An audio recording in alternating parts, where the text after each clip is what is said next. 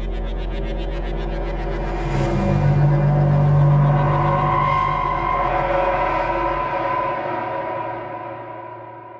everybody, today we're going to take a look at Beat Detective and taking these multi-track drums and really locking them into the tempo map that we had set up previously. So we're going to have, several kicks and snares, our toms and room mics and the whole thing. So we want to make sure that they all get set up together and that we don't have our drums split up unevenly. They all, in order to maintain their phase correlation, need to all be edited together. So the first thing we want to do is set up a drum group so that all of our drums can work together here. So if we click on our first drum track, shift click on the last one, that sets them all up, and we can either go groups and make a new group or just do Command G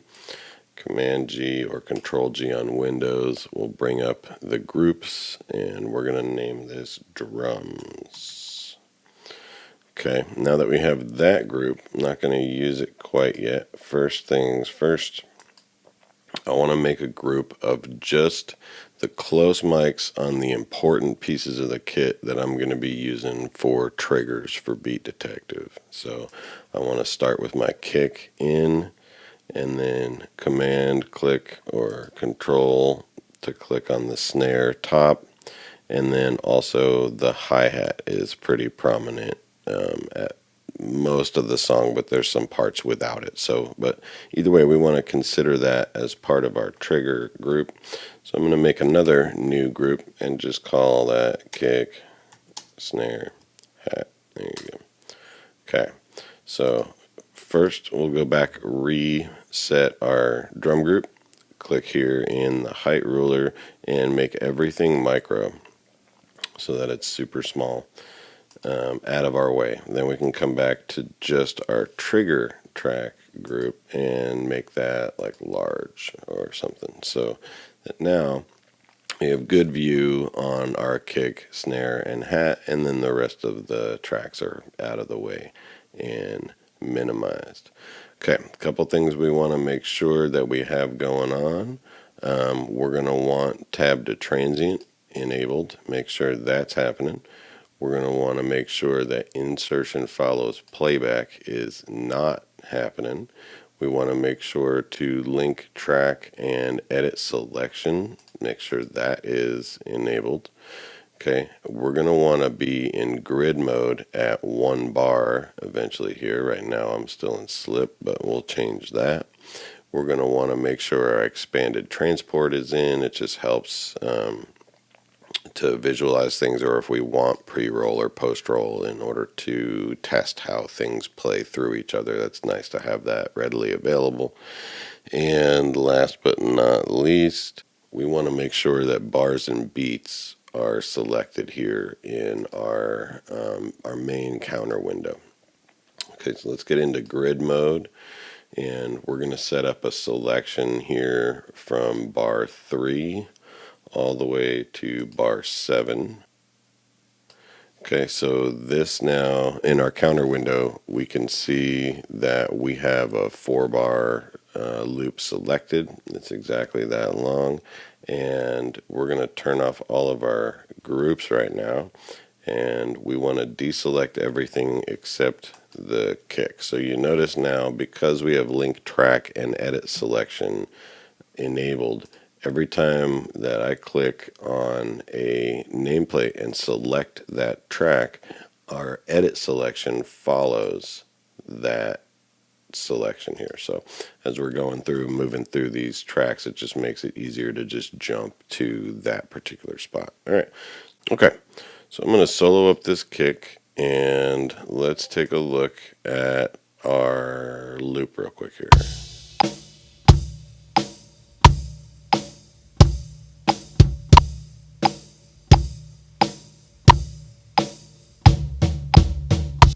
Okay, so it's not super off, but there's definitely some flams against the click. I'm going to mute the click here now, and let's get into Beat Detective. So Command and NumPad 8 or Control NumPad 8, or we can go up into the event window and select Beat Detective here. Okay, first and most important part of this process, we want to make sure every time we're working on a new section that we capture selection. The start and end and time signature of that selection needs to match exactly what is selected at the time. Otherwise, weird things happen. So we're going to be working in clip separation. Okay, first thing is to make sure that sensitivity is all the way down each time and do an analyze. I will typically use the enhanced resolution unless that causes problems. And on drums, then you can go to a high emphasis if it doesn't seem like it's actually grabbing the transients correctly. So once we have that analyzed, then we can slide the sensitivity up until you see we start getting some transients marked, and we don't want to go any higher than the exact point when all of our kick drum hits are there.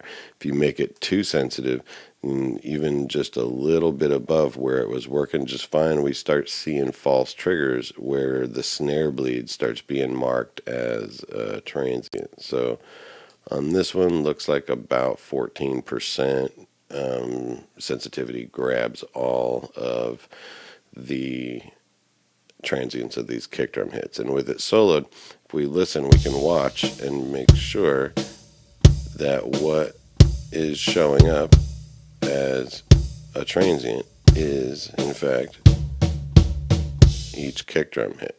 Okay, so now we want to check, make sure these are nice and precise here. So we want to zoom in and do option scroll. You can use the T key, and then Beat Detective has these scroll previous and scroll next markers that show us each individual transient marking, and so far it's looking pretty good. Here we go. Okay, so there was the whole section, and those all look pretty good.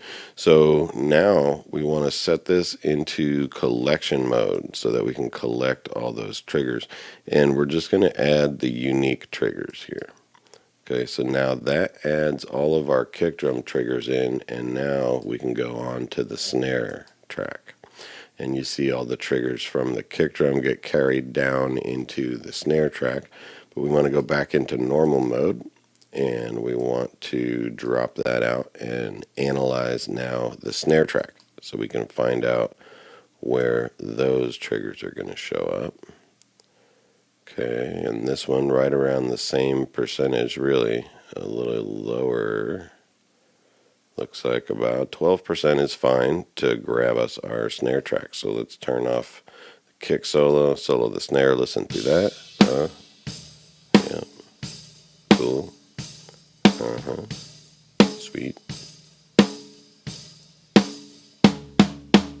Perfect. There you go.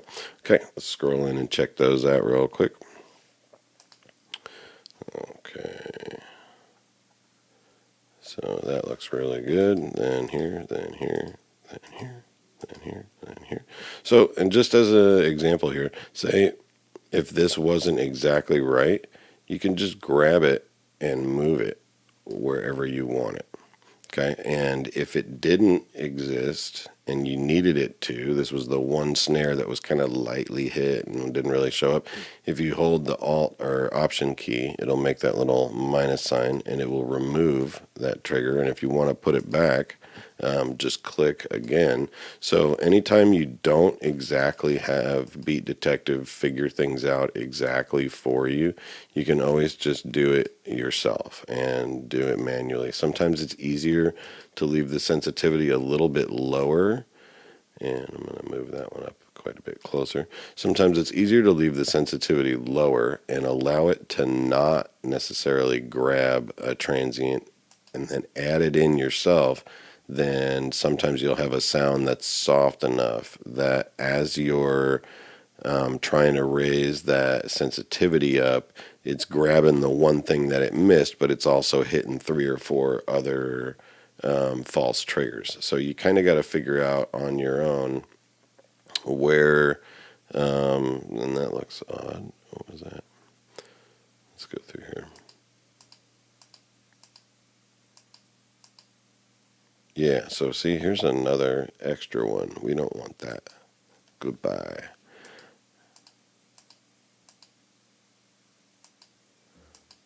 Okay, I think we're good from there. So it's time to add into our collection now our snares that we just generated. So go back into collection mode, add unique here.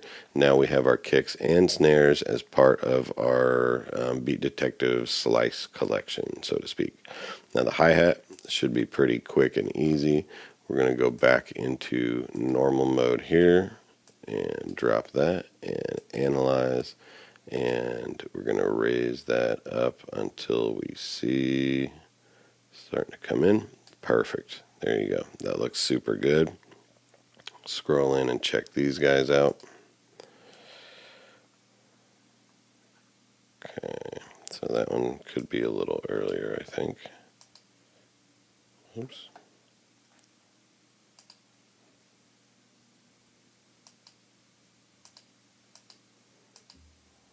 That one doesn't want it. All right, let's check it out.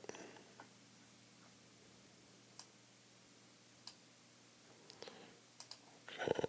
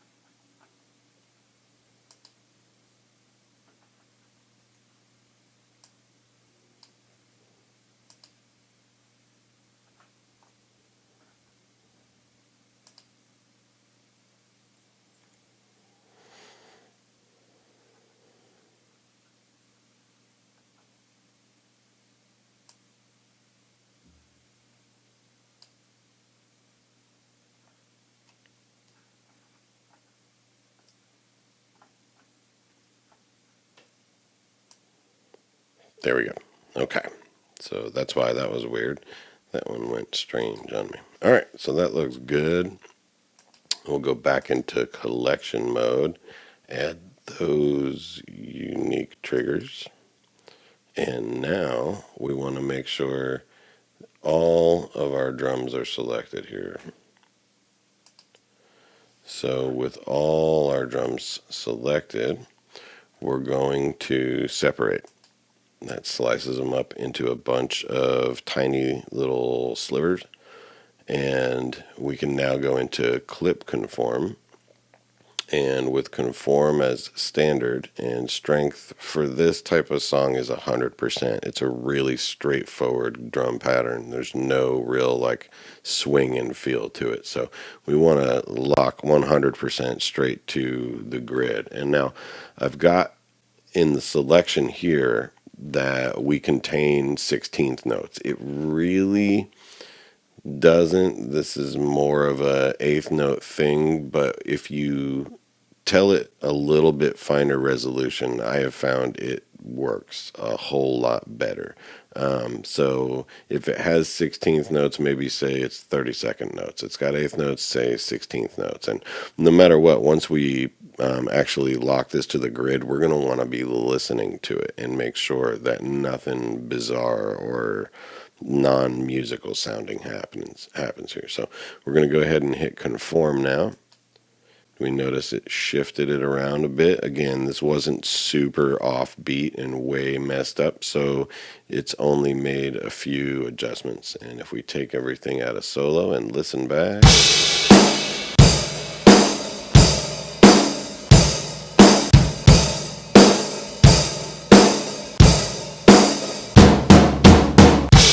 okay, now it sounds on time, and the only thing wrong is these gaps in between where the audio got sliced and moved and shifted and stuff. So we go to Edit Smoothing, okay, and some people just do the fill gaps. I have found the fill and crossfade for this particular track anyway seems to be working pretty well.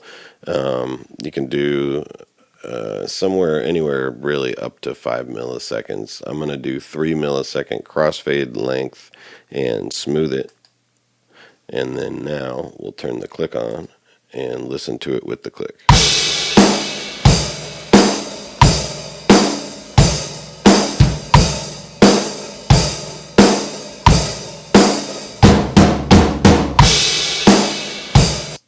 There you go.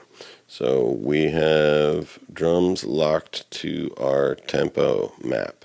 And now we're going to go through and start here at the next section back in grid mode. So at bar 7, and we'll go through to bar 11 and make a 4-bar loop and work with this next section exactly the same way. And as we go through the song, we just want to take it in small enough chunks that each segment of the song is workable and not try to bite off more than we can chew, so to speak. So take it in 4-bar chunks, maybe 8-bar. There are definitely some parts of the song where you want to do 1 bar at a time, or you might have something like a double kick pedal with a blah happening on the kick that isn't super straight.